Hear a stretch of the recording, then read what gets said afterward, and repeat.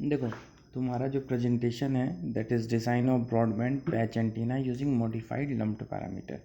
सबसे पहला क्वेश्चन आएगा व्हाट इज़ ब्रॉडबैंड। तो ब्रॉडबैंड मैंने आपको पहले भी बताया है कि ब्रॉडबैंड के लिए हम क्या बोलते हैं, जब -10 dB से नीचे कोई चीज़ जा रहा है, अगर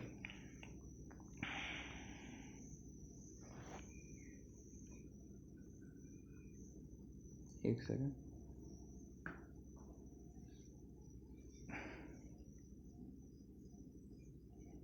इसका टूल कहाँ है यार।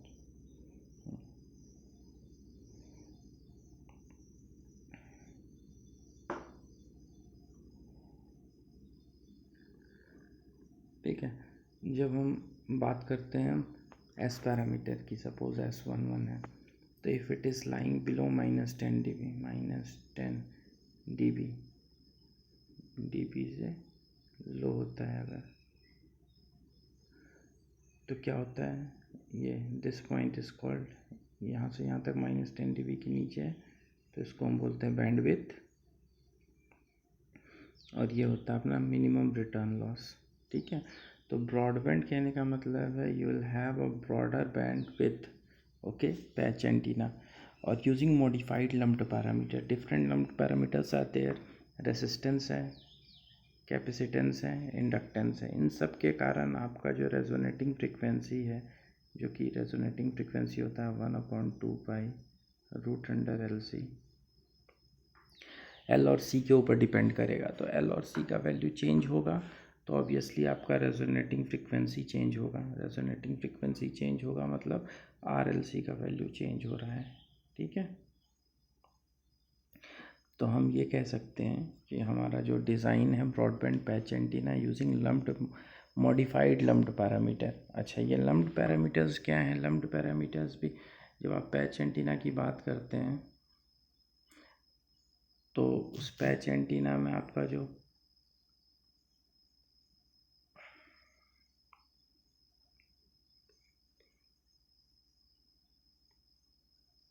पैच एंटीना में आपके पास क्या होता है, जो आपने पैच एंटीना लिया हुआ उस पैच एंटीना में आपके पास एक पैच होता है, एक ग्राउंड प्लेन होता है, एक सबस्ट्रेट होता है। ये आपका पैच है। इस पैच में अगर हम पूरा मेटेलिक पार्ट रखें तो उसका रेसिस्टेंस, कैपेसिटेंस, इंडक्टेंस सब अलग होगा, और अगर इसी में से हम कुछ पार्ट मेटल का उड़ा दिए हैं तो उसका रेसिस्टेंस, कैपेसिटेंस अलग होगा। तो depending upon the patch design हमारा जो रेसिस्टेंस, कैपेसिटेंस और इंडक्टेंस है उसकी वैल्यू चेंज होते रहती है, और वो हमारा क्या कहलाता है, लम्प्ड पैरामीटर। और उस लम्प्ड पैरामीटर के ऊपर आपका रेडिएटिंग फ्रिक्वेंसी किसी भी एंटीना का डिपेंड कर सकता है। अब now talking about the presentation. Our presentation is basically organized in following bullet points. First one is abstract, second one is in abstract we are going to discuss about what we have done in our research work, then the introduction, then the relevant literature which is associated with our work, then identification of problem, then simulation and result, finally conclusion and future work proposed, and reference and our publication. So introduction, lumped parameter plays an important role, as I have already told you that ये ऐसा technique है जो advance electromagnetic devices को बनाने में use करता है। ये जो आपका मैन्यूस्क्रिप्ट है, मैन्यूस्क्रिप्ट मतलब थीसिस या आपका जो प्रेजेंटेशन है, वो डिस्क्राइब कर रहा है effect of lumped parameter slot element. Slot element मतलब एक मेटल में हमने एक छेद बना दिया, स्लॉट कर दिया, तो स्लॉट एलिमेंट के हिसाब से डिपेंड कर रहा है वेरियस परफॉर्मेंस पैरामीटर कैसा होगा एंटीना का 2 से 6 गीगाहर्ट्ज़ के बीच की फ्रिक्वेंसी का। अब ये क्वेश्चन आ सकता है कि 2 से 6 गीगाहर्ट्ज़ ही क्यों लिया, ज़्यादा क्यों नहीं ले लिया? तो most of the day to day communication जो हमारा है, मोबाइल कम्युनिकेशन हो गया, वाईफाई हो गया, 4G हो गया, 5G हो गया, इवन वाईफाई 6 हो गया, ये सारे के सारे किस रेंज पे है? सारे के सारे 2 से 6 गीगाहर्ट्ज़ के आसपास पे ही कम्युनिकेट करते हैं, इसलिए हमने यही फ्रिक्वेंसी ली है। और क्योंकि पैच एंटीना काफ़ी कॉम्पैक्ट होता है तो कॉम्पैक्ट एंटीना का हम इन कॉम्पैक्ट डिवाइसेस में यूज़ कर सकते हैं। अब हम आते हैं कि हमने किया क्या है। तो हमने 4 design with changing lumped slots को चेंज किया, ऑब्जर्व किया effect of E slot, particularly meandered line and inductor slot. Meandered line ऐसा होता है, अगर मैं अच्छे से समझाऊँ तो मेंडर्ड लाइन ऐसा बता सकते हैं। मेंडर्ड लाइन इस तरह का लाइन है, ऐसा लाइन है, उसको मेंडर्ड लाइन बोलते हैं। ठीक है, इन मेंडर्ड लाइंस का क्या इफेक्ट पड़ा है उसको हमने पर्टिकुलरली यहाँ पे चेक किया है।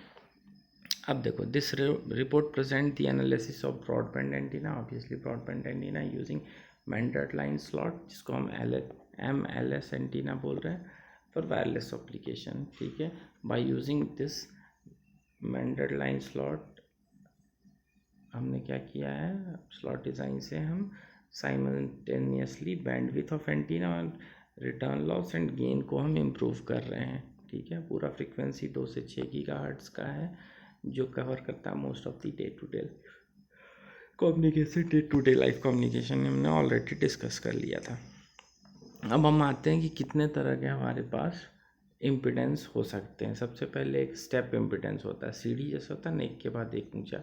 इसमें क्या है, एक मोटा है और एक स्टेप वाइज छोटा हो गया, फिर एक मोटा हो गया। ठीक है, तो ये स्टेप इम्पिडेंस हो गया। अगर हम आगे की बात करते हैं दूसरे स्लाइड की, तो हम इसमें बोलेंगे कि जो स्टेप इम्पिडेंस का वैल्यू है उसमें रेसिस्टेंस वैल्यू रेशियो जो है, where are is the ratio, impedance ratio Z1 Z2 के ऊपर डिपेंड करेगा जो ओवरऑल मेरा इम्पिडेंस आना है। तो इन सब सारे वैल्यूज़ पर डिपेंड करेगा। Step impedance resonate cut off frequency में कपलिंग जो होता है दो एंटीना के बीच में या दो एंटीना एलिमेंट के बीच में, कपलिंग में क्या हो रहा है कि एक का एनर्जी दूसरा वाला कपल कर ले रहा है, दूसरे वाले का पहले वाला कर ले रहा है। मतलब यहाँ से एनर्जी निकला और इसमें कपल हो गया, यहाँ से निकला इसमें कपल हो गया। हम क्या चाहते हैं, इससे निकले रेडिएट कर जाए, इससे निकले ये भी रेडिएट कर जाए, तो कपलिंग इफेक्ट कम होना चाहिए। ठीक है, अब क्या चाह रहे हैं हम कि जितना ज़्यादा हमारे पास डीकपलिंग स्ट्रक्चर हो, जिसमें कपलिंग नहीं हो, वो हमारे लिए उतना अच्छा है रेडिएशन करने के लिए, और उसका साइज रिडक्शन भी अच्छा होता है। मल्टी बैंड एंटीना बनाने में भी उसका काफ़ी हेल्प है। मल्टी बैंड कहने का मतलब है -10 dB जो है आपका वैल्यू, उसमें कितनी बार नीचे हुआ है, 1 बार 2 बार 3 बार, तो 1G के लिए भी चल रहा है, 2G के लिए वही एंटीना चल रहा है, 3G के लिए भी वही चल रहा है, और मान लो एक बार और नीचे हो गया अलग फ्रीक्वेंसी पे, तो 4G के लिए भी वही चल रहा है। तो इसका मतलब क्या हो गया कि एक ही एंटीना लगा है, बार बार चेंज करने का ज़रूरत नहीं पड़ रहा है। अभी जो टावर लगे हैं सारे 4G के, अभी 5G जब रोल आउट होगा तो सब में एंटीना चेंज हो जाएगा, क्योंकि वो 4G के एंटीना है, उनकी फ्रीक्वेंसी 4G के लिए है। लेकिन अगर यहीं उसकी जगह पे मल्टीपल एंटीना हम लगा के रखते हैं, तो ये सारे टावर में से बार बार एंटीना लगाना उतारना नहीं पड़ता, सारे फ्रिक्वेंसी पे चलता रहता है। ठीक है, ऑब्वियसली मल्टी बैंड या ब्रॉडबैंड एंटीना बनाना is a tougher task. So अब हम देखते हैं इसमें क्या क्या कैसा कैसा इम्पीडेंस हो सकता है हमारा। प्रिंटेड इम्पीडेंस, एक मेंडर्ड लाइन है, एक सर्कुलर है, एक ऑक्टागोनल है, एक रेक्टेंगुलर। रेक्टेंगुलर पे बहुत सारा काम हुआ है। ठीक है, मेंडर्ड लाइन जो है उस पर बहुत कम काम हुआ है, तो हमने मेंडर्ड लाइन को चुना है, और ये काफ़ी इफ़ेक्टिव भी है। सर्कुलर और ऑक्टागोनल को क्यों नहीं चुना, क्योंकि ये हम एडवांस वर्जन में चाहें तो बाद में चुन सकते हैं। इस पे बेसिकली जो डॉक्यूमेंटेशंस हैं या इसके जो वेल इस्टेब्लिश्ड कोई बहुत ज़्यादा बड़ा फार्मूलाज इस पर नहीं है जिसके हेल्प से हम इसको एसोसिएट कर सकें, तो ये फ्यूचर वर्क हो सकता है। हमने यहाँ पे मेंडर्ड लाइन ही चुना है सर ना, और पैच हमारा जो है सर रेक्टेंगुलर पैच है, सर्कुलर पैच नहीं है। अब हम आते हैं अपने पुराने पेपर्स पे, जो हमारे रेफरेंस पेपर है। जो मेरा पहला बेस पेपर है वो डिफरेंशियली फीड एंटीना का है, जिसमें हमको सिंगल बैंड ऑफ ऑपरेशन मिल रहा है, और 3.12 से लेके 3.9 गीगाहर्ट्ज़ तक की फ्रीक्वेंसी के लिए हमको काम करने को मिला है। ऐसे ही हमारा जो सेकंड पेपर है उसमें केवल बैंडविड्थ 150 मेगाहर्ट्ज़ का है, लेकिन वो 5 गीगाहर्ट्ज़ की फ्रीक्वेंसी पे है। ऐसे ही हम तीसरा एंटीना को देखते हैं, तो तीसरा एंटीना मल्टीपल फ्रिक्वेंसीज कुछ तो हमको मिला है, लेकिन इसका डायमेंशन काफ़ी बड़ा है। तो हम क्या देख रहे हैं कि या तो हमको सिंगल बैंड ऑपरेशन मिल रहा है, नैरो बैंडविड्थ सब में हमको सारे पे नैरो बैंडविड्थ मिल रहा है, और जिसमें थोड़ा बड़ा बैंडविड्थ मल्टीपल मिला भी है वो बहुत हेवी एंटीना है। तो हमने इन सारे पेपर्स को रिव्यू करने के बाद ये समझा कि हमारा जो एवब लिटरेचर है वो आइडेंटिफाई कर रहा है डीकपलिंग ऑफ एंटीना, जो the effect identify the decoupling antennas having very narrow bandwidth and most of them जो केस सफ़र कर रहा है वो एंटीना गेन बहुत पुअर है। तो नैरो बैंडविथ है और पुअर बैंड गेन है, एंटीना गेन है, तो हम क्यों ना कोई ऐसा एंटीना बनाए जिसमें हमारा बैंडविथ ज़्यादा हो, भले ही सिंगल या मल्टीपल बैंड ऑफ ऑपरेशन हो लेकिन गेन ज़्यादा हो, रिटर्न लॉस अच्छा हो। तो ये सारे 3 चीज़ हमको जो समझ में आया, और मेन इशू है सब 6 गीगाहर्ट्ज़ रेजोनेट फ्रिक्वेंसी पे, क्योंकि यहीं पे कम्युनिकेशन हो रहा है, डे टू डे लाइफ का सबसे ज़्यादा कम्युनिकेशन हो रहा है। तो हमारे पास कुछ पॉइंट्स मिल निकल के आए। First one is narrow bandwidth, narrow and single bandwidth. दूसरा हमारे पास निकल के आया डिप्राइव्ड साइज़, बल्कि साइज़ होता है, साइज़ आर वेरी बल्कि। तीसरा हमारे पास जो निकल कर के आया वो आया गेन, एंटीना गेन बहुत पुअर है, ठीक है। तो ये मेन पॉइंट्स हैं जिनको हम इन इश्यूज़ को सॉल्व करने वाले हैं। अब प्रपोज्ड वर्क में हमने क्या किया है, मेंडल लाइन इम्पीडेंस स्लॉट हमने यूज़ किया है, और बेस्ड ऑन दैट हमने डीकपलिंग स्ट्रक्चर को बनाया है। वो डीकपलिंग स्ट्रक्चर कैपेबल है एंटीना को रेडिएट कराने के लिए, और रेडिएट ही नहीं कराएगा बल्कि ब्रॉडर बैंडविड्थ भी देगा, और रिटर्न लॉस और एंटीना गेन बहुत अच्छा इम्प्रूव करके देगा। तो लार्जर बैंडविड्थ मिलेगा, इम्प्रूव एंटीना गेन मिलेगा, और रिटर्न लॉस बहुत अच्छा होगा bye using this Mendel line slot, ठीक है। सबसे पहले हमारा फर्स्ट डिज़ाइन था, उसमें हमने एक सिंगल मेंडल लाइन स्लॉट बनाया है। अब हम अपने एंटीना का ओवरऑल डायमेंशन आपको बता देते हैं। ये 32 मिलीमीटर का यानी 3.2 सेंटीमीटर्स का है। ये पूरा का पूरा 26 सेंटीमीटर का है, और थिकनेस है, इसका जो थिकनेस है 1.6 mm है। मतलब पूरा एंटीना हमारा एक सिक्के से थोड़ा सा बड़ा है, 32, 26। अब उस पूरे एंटीना में हमने पैच बनाया है। हमारा जो पैच है वो 15 mm का है और 17 mm की चौड़ाई है।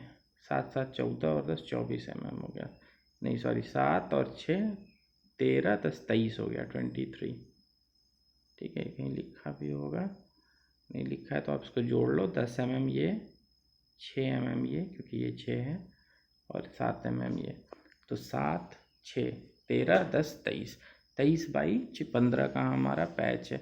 उसमें हमने क्या किया, फीड लाइन 6 mm का दिया। ये हमारा फीड लाइन है। फीड लाइन का मतलब जहाँ से हम एक्साइटेशन दे रहे हैं, एनर्जी देंगे, ठीक है। उसके अलावा क्या किया हमने, एक मेंडल लाइन यूज़ किया है इस पॉइंट पे, इसमें a = 1 mm है। a मतलब ये वाला जो ये साइज है, ये वाला साइज 1 mm का है। हमने 1 mm का ये साइज़ लिया और सिंगल मेंडल लाइन यूज़ किया। क्यों? क्योंकि हम रेफरेंस में देखना चाहते हैं कि हमारा जो सिंगल मेंडल लाइन एंटीना है उसका क्या इफ़ेक्ट हो रहा है, और जब हम मेंडल लाइन बढ़ा रहे हैं या मेंडल लाइन को चेंज कर रहे हैं तो उससे हमारे रिजल्ट्स में क्या फ़र्क पड़ता है। तो हम प्रपोज कर पाएंगे कि मेंडल लाइन के इंट्रोडक्शन से हमारा एंटीना का बैंडविड्थ इंप्रूव हो रहा है, गेन इंप्रूव हो रहा है, रिटर्न लॉस इंप्रूव हो रहा है या नहीं इंप्रूव हो रहा है। जो भी हो रहा है रेफरेंस की हेल्प से ही होगा। तो हमारे पास ये रेफरेंस है। डिफरेंशियली फीड एंटीना जो मेरा बेस पेपर था उसमें हमने फीडिंग के टेक्निक पे जोर दिया था, ठीक है। बस उस फीडिंग के टेक्निक से हमको ये समझ में आया था कि चीज़ें बदल सकती हैं। और मेंडल लाइन जो डीकपलिंग स्ट्रक्चर था वो मेंडल लाइन का कंसेप्ट वहीं से आया था, मेटा मटेरियल का कंसेप्ट वहीं से आया था। उन सब को लेके हमने ये एंटीना डिज़ाइन किया। बेसिक डायमेंशंस आपको इसमें सारे दिख रहे हैं, कोई डाउट है तो। अब देखिए इधर हमने 4 mm का गैप दिया हुआ है, यहाँ 4 mm का गैप दिया है, यहाँ 5 mm का गैप दिया है, ठीक है। अब मैं इस डिज़ाइन को थोड़ा अच्छे से इसलिए समझा रहा हूँ कि यही बेस है, इसी पे सारे के सारे डिज़ाइंस हैं। तो 26 mm बाई 32 mm का टोटल एंटीना है। मेंडल लाइन के स्लॉट्स 1 mm के हैं, 1 mm के हैं। फीड लाइन 6 mm का है। पैच बेसिक 15 बाई 23 mm का है, और पैच में जो गैप है वाई एक्सिस में इधर 4 mm है, इधर 4 mm है। यहाँ से अगर देखोगे तो ये 7 mm होगा, क्योंकि 7 mm का फीड लाइन यहाँ पे फीड लाइन हमने दिया हुआ है। फीडिंग पॉइंट 6 mm का है और ये 7 mm का है, यहाँ से ये 7 mm का है, ठीक है। और इधर 5 mm का गैप दिया है। अब इस एंटीना का अगर हम रिजल्ट देखें तो, और इसका जो ग्राउंड प्लेन है जो नीचे होगा वो 32 बाई 26 का कॉपर है, ठीक है। उसमें और कुछ चेंज नहीं है। अब हम आते हैं इस एंटीना का जो कि हमारा बेस रहेगा या हमारा रेफरेंस रहेगा। अगर एक सिंगल मेंडल लाइन लगाया थिकनेस 1.6 mm रखा, डाइलेक्ट्रिक कांस्टेंट 4.4 रखा, तो रेडिएटिंग फ्रीक्वेंसी मिला 5.3 गीगाहर्ट्ज, यानी वाईफाई 6 के रेंज का। ठीक है, रिटर्न लॉस -22.16 है और बैंडविड्थ 483 मेगाहर्ट्ज है। ठीक है, क्वाइट बेटर। VSWR और गेन अभी इम्प्रूव नहीं हुआ, एक्सेल रेशियो भी 3 के नीचे होना चाहिए, 3 dB के नीचे। अगर सर्कुलर पोलराइजेशन चाहते हैं, आसपास काम हो सकता है, तो ये 1.98 है। ये हमारा रेफरेंस है। अगर हम इसमें देखें तो पहला डिज़ाइन S11 का है, रिटर्न लॉस यानी आपको -10 dB से नीचे देखना। अब इस लाइन को हम पकड़ के चलेंगे, इस पॉइंट पे ये 10 dB के नीचे हुआ और फिर इस पॉइंट पे वो 10 dB के ऊपर हो गया, तो यहाँ से यहाँ तक कहलाएगा बैंडविड्थ, ये कहलाएगा बैंडविड्थ, और ये कहलाएगा minimum return loss, minimum return loss. ठीक है, ये वाला पॉइंट है M1, वो M1 यहाँ पे है 5.3 गीगाहर्ट्ज़, एक्स एक्सिस पे गीगाहर्ट्ज़ है, 5.3 गीगाहर्ट्ज़ पे हमको ये वैल्यू मिला है, और वो मिनिमम रिटर्न लॉस है -22.16। जितना मिनिमम होगा, जितना निगेटिव होगा उतना अच्छा है। ठीक है, और बैंडविड्थ यहाँ से हमने निकाला हुआ है, वो हमने ऑलरेडी स्लॉट में बताया है 483 मेगाहर्ट्ज़ में, ये गीगाहर्ट्ज़ में, तो यहाँ से मेगाहर्ट्ज़ में इसको इनलार्ज करके हमने यहाँ से निकाल दिया है। उसके बाद हम VSWR की बात करते हैं, तो अभी एक्स एक्सिस पे हम M1 पॉइंट लेंगे, क्योंकि रेडिएशन 5.3 गीगाहर्ट्ज़ पे ही हो रहा है, यहीं पे इसी रेंज में हो रहा है। यहाँ से ऊपर तो 10 dB के ऊपर है वैल्यू इन सब में, तो इनमें रेडिएशन हो ही नहीं रहा है, तो इन फ्रीक्वेंसी को हमको चेक करने का कोई मतलब नहीं है, क्योंकि जहाँ रेडिएशन होगा वहीं तो हम चेक करेंगे सारा चीज़। तो रेडिएशन M1 पॉइंट को हमने कंसीडर किया है, तो 5.3 गीगाहर्ट्ज़ पे ही सारी वैल्यू कैलकुलेट करेंगे। तो M1 की वैल्यू हम आ गए 5.3 पे, और VSWR आ गया 1.16, जो हमने टेबल में ऑलरेडी दिया हुआ 169। ठीक, उसके बाद ऐसे ही हम गेन की बात करते हैं, तो वो भी हम 5.1 पे लेंगे, सॉरी 5.3 पे लेंगे, और 5.3 पे उसका वैल्यू -1.980। कुछ लोग ये कह सकते हैं कि गेन निगेटिव कैसे होगा, गेन तो निगेटिव होता ही नहीं है, तो उनको ये समझा देना कि गेन dB में है, dB मतलब लॉग स्केल, dB मतलब लॉग स्केल। ठीक है, लॉग में क्या होता है, अगर वैल्यू आपका 1 से छोटा होगा, हाफ हो रहा है, ठीक है, तो इसका अगर आप लॉग लेंगे तो ऑब्वियसली वो निगेटिव आएगा। ठीक है, तो वैल्यू हमारा पॉजिटिव है, लेकिन हम लॉग स्केल पे कैलकुलेशन कर रहे हैं, तो लॉग स्केल पे निगेटिव आ गया। जिनको ज़्यादा समझ नहीं है उनको फट से यही लगता है कि अरे गेन कैसे निगेटिव हो सकता है, बट ये dB में वैल्यू है, तो dB में ऑब्वियसली निगेटिव हो सकता है। ठीक, उसके बाद हम एक्सेल रेशियो की बात करते हैं, तो वो भी हम M1 पॉइंट पे कैलकुलेट करेंगे, और उसका वैल्यू ये आया। ऐसे ही सारे डिज़ाइन के सारे वैल्यूज़ कैलकुलेट करेंगे। अब सेकंड पॉइंट पे आते हैं, तो हमने क्या किया, यहाँ सारा डिज़ाइन वैसा ही रखा, मेंडर्ड लाइन भी रखा, उसके साथ एक स्लॉट भी ऐड कर दिया, meandered line plus slot, meandered line slot antenna, सब कुछ वही है, मेंडर्ड लाइन और स्लॉट का इंट्रोडक्शन हो गया। इससे क्या फ़र्क पड़ा, बाकी पैच भी, ग्राउंड भी वही है, इससे क्या फ़र्क पड़ा, डुअल बैंड मिल गया, एक 4.7 एक 5.7। अभी तक जो मिल रहा था केवल 5.3 पे मिल रहा था, एक स्लॉट ऐड कर देने से केवल हमको 2 बैंडविड्थ मिल गए, और दोनों के अच्छे बैंडविड्थ है, 400 के ऊपर। ठीक है, रिटर्न लॉस भी 5.7 पे इवन इम्प्रूव हो गया, एंटीना गेन भी हमारा निगेटिव में कम यानी इम्प्रूव हो गया, यहाँ पे भी एंटीना इम्प्रूव हुआ, लेकिन ये वाला ज़्यादा बेटर है, कम निगेटिव में, और रिटर्न एक्सेल रेशियो भी काफ़ी कम हो गया। यानी कि मतलब समझ में आया कि हमारा मेंडर्ड लाइन के साथ अगर स्लॉट यूज़ कर देते हैं, तो लगभग सारा पैरामीटर्स बेसिक मेंडर्ड लाइन से इम्प्रूव हो जा रहा है। तो बेसिक मेंडर्ड लाइन पे हमको सारे वैल्यूज़ मिले थे, यहाँ देखो 483, बैंडविड्थ लगभग उतना ही है, और 2 बैंड मिल गया। रिटर्न लॉस -22 है और अच्छा हो गया, ये -1.8 था, ये और पॉजिटिव की तरफ चला गया, ये 39 था और 10 के आसपास आ गया, और कम ही आ गया। 3 हमारा थ्रेशोल्ड है, उसके बहुत करीब आ गया। तो ऑब्वियसली मेंडर्ड लाइन के साथ स्लॉट यूज़ कर देने से इम्प्रूवमेंट तो हुआ, और हर चीज़ का इम्प्रूवमेंट हुआ। अब उसके बाद हम देखते हैं, तो हमारे पास अब क्योंकि 2 पॉइंट्स पे रेडिएशन हो रहा है, 4.7 और 5.7, तो हम दोनों वैल्यूज़, दोनों पॉइंट पे सारे वैल्यूज़ कैलकुलेट करेंगे ग्राफ में। तो ये M1 है, ये M2 है, ये यहाँ पे रिटर्न लॉस मिल गया हमको, ये रिटर्न लॉस मैंने यहाँ से दिखाया है, ये सेम 14 माइनस, तो ये वैल्यूज़ हो गए। ऐसे ही हमने यहाँ पे और यहाँ पे VSWR कैलकुलेट कर दिया। सेम ग्राफ है। फिर यहाँ पे और यहाँ पे हमने गेन कैलकुलेट कर लिया, उसके बाद यहाँ पे और यहाँ पे हमने एक्सेल रेशियो कैलकुलेट कर लिया।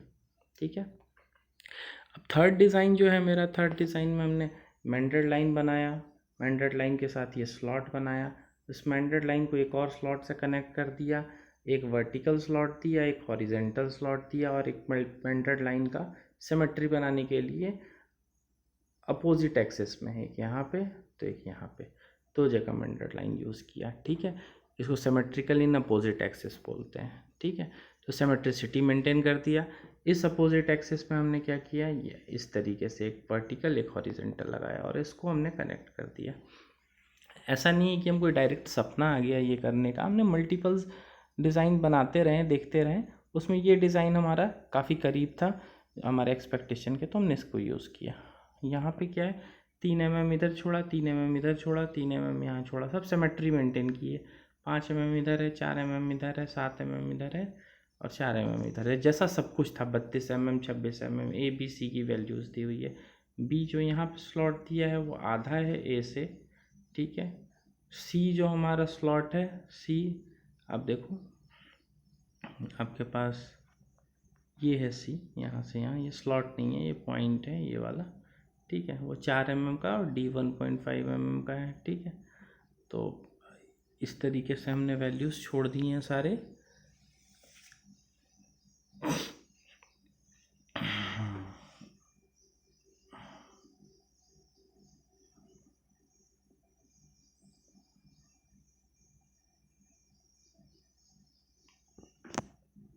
ये 1.5 mm का है, तो और पैच के ग्राउंड का वैल्यू वही है 32/26 mm का। अब इसमें हमने देखा, इसमें भी हमको डुअल बैंड मिल गया। ठीक है, लेकिन इसमें रिटर्न लॉस मेरा कमज़ोर हो गया है ना, रिटर्न लॉस माइनस में ज़्यादा जाना चाहिए था लेकिन ज़्यादा नहीं किया। बैंडविड्थ भी बहुत ज़्यादा इम्प्रूव नहीं हुआ। ठीक है, मतलब बैंडविड्थ भी 400 से 200 के बीच में आ गया, लेकिन गेन बहुत इम्प्रूव हो गया। ऑब्वियसली गेन 1.18 हो गया। तो ये मेंडर्ड लाइन स्लॉट के साथ जो थर्ड डिज़ाइन है, इस थर्ड डिज़ाइन में हमारा गेन इम्प्रूवमेंट ज़्यादा बेहतर हुआ। तो हमको एक आइडिया लग गया कि यहाँ गेन इम्प्रूव हो सकता है। सारे कैलकुलेशन 2 पॉइंट्स पे हमने वैसे ही किए जैसे पहले किए। हमको एक आइडिया लग गया कि गेन इम्प्रूव होने के लिए हम क्या कर रहे हैं, गेन इम्प्रूव करने के लिए हाइयर फ्रिक्वेंसी रेंज पे ये वर्टिकल और हॉरिजेंटल लाइंस स्लॉट के ऐड अगर कर रहे हैं तो गेन इम्प्रूव हो रहा है, बाकी पैरामीटर उतना इम्प्रूव नहीं हुआ। तो चौथे डिज़ाइन में हम तीनों का कंक्लूज़न लेकर के एक ऐसा डिज़ाइन बनाया जिसमें ये स्लॉट यहाँ पे भी एक ऐड कर दिया, एक स्लॉट इसको भी बढ़ा दिया, मेंडर्ड लाइन दोनों तरफ लगा दिया और ये एक स्लॉट इस तरीके से जोड़ दिया। सारे डायमेंशंस यहाँ गिवन है ए बी सी, आप देख सकते हैं इसको। बाकी बेसिक सारा कुछ ऐसा ही रखा। अब पैच के बाद ग्राउंड वैसा ही रखा जैसा पहले था। तो इसमें हमको एक ब्रॉडर बैंडविड्थ मिला जिसमें सब कन्फर्म 850 मेगाहर्ट्ज़, समझो डबल हो गया पूरा। रिटर्न लॉस -37, बहुत बेहतर हो गया। वी एस गेन 1.76, बहुत ही बेहतर हो गया। थोड़ा सा एक्सेल रेशियो में ज़्यादा इंप्रूवमेंट नहीं मिला, लेकिन ऑलमोस्ट ये तीनों चारों पैरामीटर्स जो हमको चाहिए वो बहुत बेटर हो गए 5.8 गीगाहर्ट्ज़ के लिए। जो मेरा बेस पेपर था वो भी सिंगल फ्रिक्वेंसी का था, लेकिन उसके बैंडविड्थ से ये बहुत बेटर बैंडविड्थ हो गया, लगभग 1 गीगाहर्ट्ज़ के आसपास का बैंडविड्थ मिल रहा है हमको। तो मेंडर्ड लाइन को स्लॉट के साथ, थोड़ा ब्रॉडर स्लॉट के साथ हम इम्प्रूव डाल रहे हैं, तो हमको बैंडविड्थ बहुत अच्छा इंप्रूव हो रहा है। VSWR, गेन, रिटर्न लॉस सब में इम्प्रूवमेंट आ रहा है। अब इसके बाद हमने सारा चीज़ कैलकुलेट करना स्टार्ट कर दिया। देखो ये -10 dB यहाँ से लेके यहाँ तक, इवन 6 गीगाहर्ट्ज़ के ऊपर भी होगा वैल्यू, लेकिन हमारा कैलकुलेशन यहीं तक था, तो ये बैंडविड्थ इससे भी बड़ा हो सकता है। ऐसे ही यहाँ पे VSWR निकाल लिया, ऐसे ही यहाँ पे देखो गेन निकाल लिया, यहाँ पे हमने एक्सेल रेशियो निकाल लिया। अब कंक्लूड क्या कर रहे हैं, आफ्टर कंक्लूडिंग हम समझ रहे हैं कि the best result is obtained in fourth design which is a modified meandered line antenna in terms of bandwidth, antenna gain and return loss. यानी तीनों के टर्म में हमारा बैंडविड्थ भी अच्छा मिल गया, एंटीना गेन भी और रिटर्न लॉस भी। यही तीन सबसे बड़ा हमारा बेसिक प्रॉब्लम था जो हमको लिटरेचर रिव्यू में दिखा था। बैंडविड्थ मिला 850 मेगाहर्ट्ज़ का 5.8 गीगाहर्ट्ज़ पे, गेन मिला हमको 1.76 और रिटर्न लॉस -37, सब 5.8 गीगाहर्ट्ज़ पे। तो it is evident from this result that the introduction of modified जो आपका novel modified meander line slot है इम्प्रूव कर रहा है bandwidth, antenna gain and return loss of patch antenna compare to other 3 designs. ठीक है, introduction of modified meander slot जो है गेन इम्प्रूव कर रहा है 58% हाइयर फ्रिक्वेंसी रेंज पे as compare to third design में सबसे अच्छा गेन मिला था ना, उससे भी 58% इम्प्रूव है, बाकी से तो बहुत ही ज़्यादा इम्प्रूव है। Introduction of underline slot improve the bandwidth of antenna करीब 431.25%, 5.8 की थर्ड डिज़ाइन से करीब 431% ज़्यादा है। ठीक है, रिटर्न लॉस 252, मतलब ट्वाइस राइज 4 टाइम्स हो गया है। ठीक है, थर्ड डिज़ाइन से दस ऑल दी प्रपोज, जितने भी प्रपोज एंटीना थे उनमें सबसे बेहतर आपका Mendhar line modified slot antenna जो बैंडविड्थ को गेन को और रिटर्न लॉस को इम्प्रूव करता है सब गीगाहर्ट्ज़, सब 6 गीगाहर्ट्ज़ फ्रीक्वेंसी पे।